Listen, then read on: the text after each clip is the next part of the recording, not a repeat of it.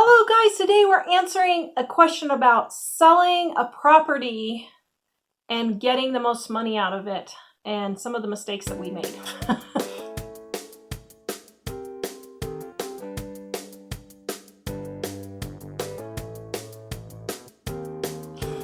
Hello guys, so we got an email from a viewer and we wanted to address this because a lot of people have this situation and we were in this situation. And actually what's funny is we were in this situation just 20 miles from where she's talking about in her email. So we really know what's happening. And it's about selling real estate. All right, this is from Bernice. And she has property. Now I'm a little confused as to where she actually lives. But she has property in Idaho, right next to where we used to live in Nez Perce, Idaho. And she has property in a neighboring town. And she said, I would really like to sell my property. I tried selling it a few years ago, no bites. Recently, I received multiple people wanting to know if I'm selling, but all don't want to pay my asking price of $200,000. It has a creek and a stream and $30,000 in harvestable trees. There's a lot of people trying to take advantage of my situation as I'm a single mom and I'm tired of paying rent for the last 8 years. So she didn't fully explain, but what I'm thinking she's saying is she has this property. She put all her eggs in one basket in this property and it has no house. She meant to build on it, but it doesn't have a house right now and she's renting somewhere else is the way I'm understanding it. So she has this property and now she can't sell it.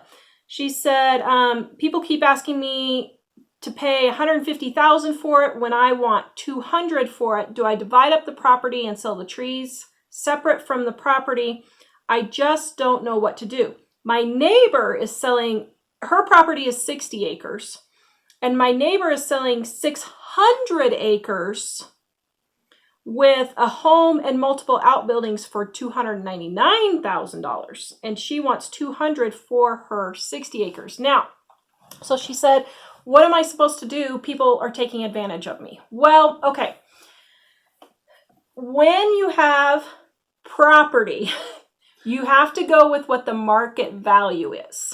Yes, I used to be a real estate appraiser, so market value is not based on what you think it's worth and what you want to get for it, or what you paid for it.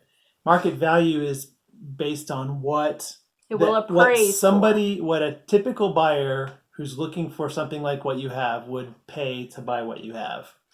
And that's how they come up with an appraisal. They look at a property and they say, is a typical buyer likely to pay for something like this? And typically as an appraiser, they will go and look at other properties that are very similar to yours, and they will see what they've actually sold for in the past. And that doesn't mean if there's 3 people asking a lot of money for a property and that property hasn't sold, that's not the market value. It's what properties are actually selling for. Yeah. Now, we lived in this particular area of Idaho. And for us, when we lived there, we bought a house for $27,000. We sold it for $18,000 and we lost.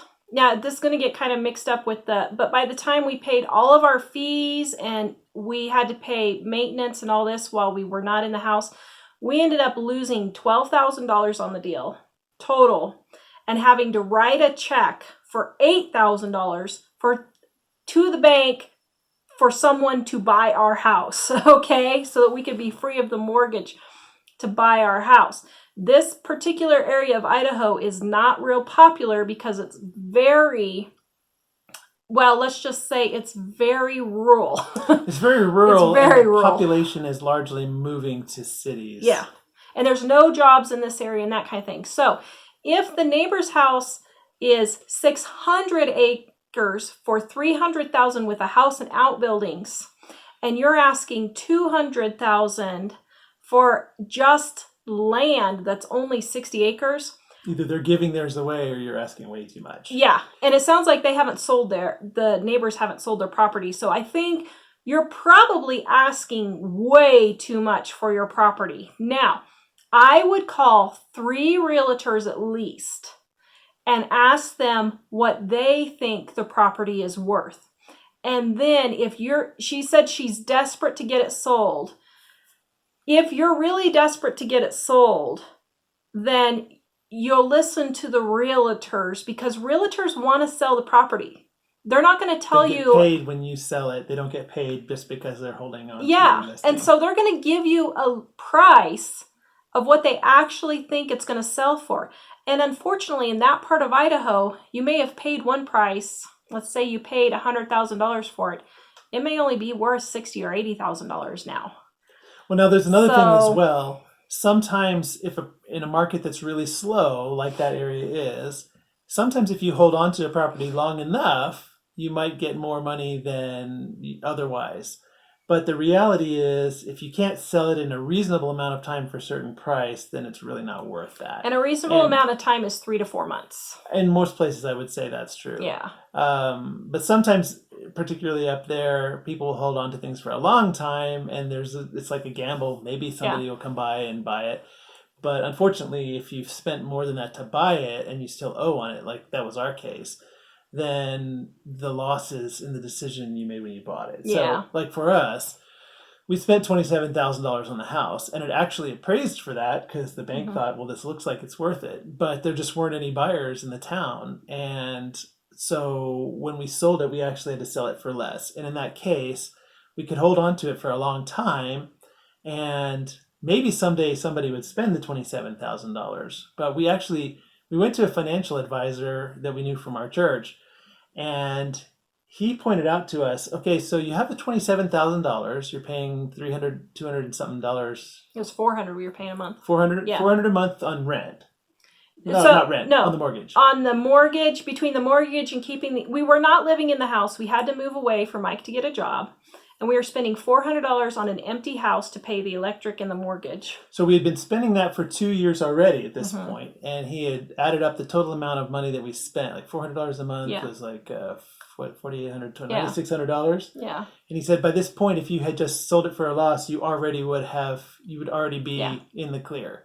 So the idea was just sell it now, realize that you made a mistake when you bought it, and then figure out how to deal with the smaller amount that you then owe. So instead of owing the $27,000, we'd owe the other that we were trying to pay. So for Bernice, get 3 realtors to come up if you can in that area. That area is kind of hard, but if you can get 3 realtors, maybe call them from Lewiston and see if they can come up and get their opinions and talk to them and see what you think. See if you jive with realtors. See if you feel comfortable with them. And take the average of their 3 prices, and that will give you a good idea of what the property is actually worth and what you could probably sell it for.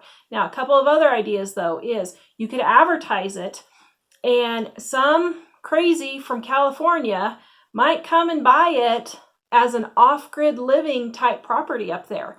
So you could maybe sell it that way and advertise it on Facebook in California, or on these land and farm type websites or magazines. They have all these land farm type things. Off-grid places, you could do off-grid advertising. The other thing is to just ask and get offers from the various people who have offered to buy it from you after you talk to the realtor, so you know if it's the right price or not. Then go to the people that have already offered you and say, okay, I talked to 3 realtors. This is what they said the property's worth. I will take this offer on it. So the people that are offering you money for this may not necessarily be lowballing you. It may be just you have higher expectations than the property is worth. Well, and maybe it's in the middle. Maybe they are lowballing you and you have higher expectations. If you can come closer to what they're asking, then somehow you might be able to work it out. Yeah. And the other thing is, I would say that we learned from the whole experience is that you can have something that there's value tied up into it, but you're not sure how much. And sometimes they say a bird in the hand is worth 2 in the bush. Yeah. Like having cash in your hand now is better than having a property that you know is really nice, but nobody's buying it from you. And the thing about land up there is it's beautiful land and it's amazing land. And frankly, if we were going back to Idaho, I would consider buying it from you. It's beautiful land and it's amazing land, but if nobody's willing to pay for it, then its value and cash to you is not as much as that. Yeah. And if any of our viewers are looking for land in Idaho, we know this particular area and it is beautiful. Let me tell you, it's beautiful. Honestly, if we were going back to Idaho, I would consider buying it ourselves. So if anybody's out there, I'll send them to you, Bernice, and let you talk to them directly. If anybody wants it, just email me, livingonadime.com, click on our contact, and if somebody, is interested. But, those are really the best tips that we can get. And that part of the country is a really hard sell because it is so rural, and it's beautiful, great place to live as far as the weather. We loved it up there, but, it's hard to find work up there. So unless you're retired, it's, kind of hard to find work. So anyway, that's our answer for what to do when you have real estate you can't sell. We will talk to you guys later. livingonadime.com